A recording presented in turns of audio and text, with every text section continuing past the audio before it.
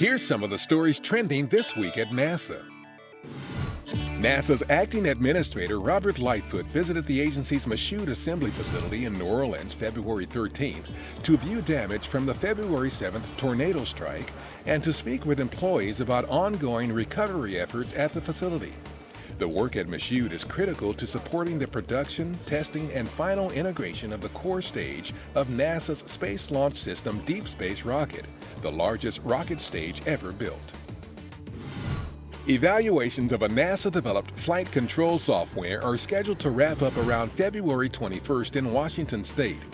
The agency is testing the Air Traffic Management Technology Demonstration 1, which is designed to provide precise spacing information to airplanes on approach to airports so more planes can land safely, save fuel, and reduce engine emissions, all while improving schedule efficiency to help more passengers arrive on time.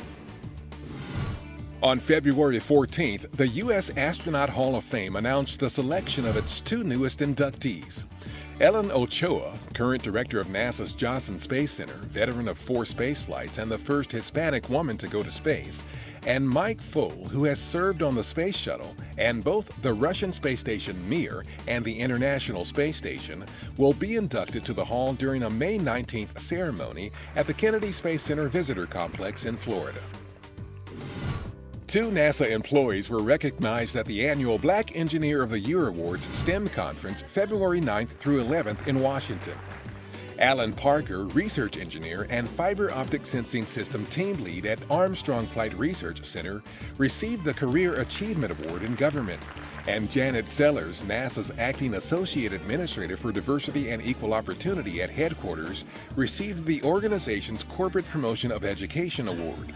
The event highlights top professionals and students in science, technology, engineering, and mathematics. NASA presented its Exceptional Public Achievement Award to Ted Melfi and Margot Lee Shetterly February 15th at the agency's headquarters in Washington.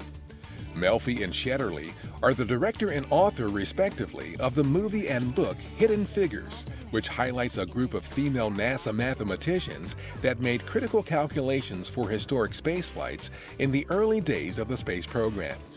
The award recognizes non-government individuals for significant specific achievement or substantial improvement in operations, efficiency, service, financial savings, science, or technology, which contributes to the mission of NASA. And that's what's up this week at NASA.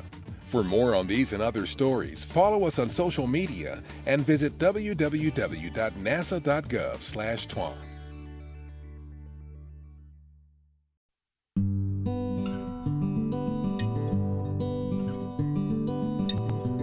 I was born in Iowa and raised on a farm. My dad and mom grew cattle and hogs and corn and soybeans. Their incredible work ethic, I think, is something that has contributed to my success. I think that can-do attitude, that we've got to make it work, let's figure it out, never give up kind of attitude has been very important. When I was 9 years old, I watched the first guys walk on the moon and made an impact on me. I was very impressed. My father had a dream to learn how to fly. I learned how to fly when I was 10, and so I got to go on my first airplane ride when I was 10. I think all these things together, contributed to this fact that I could be what I wanted to be, and I obviously had the support of my parents believing in me, even though at the time young girls weren't supposed to do those kinds of things.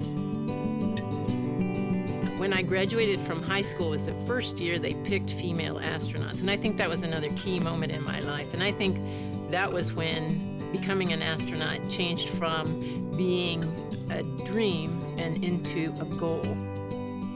When I dreamed of being an astronaut, I had no idea how difficult it would be or what the odds would be in order to actually get in. And I think that work ethic, that dedication, were things that in the end helped me be successful.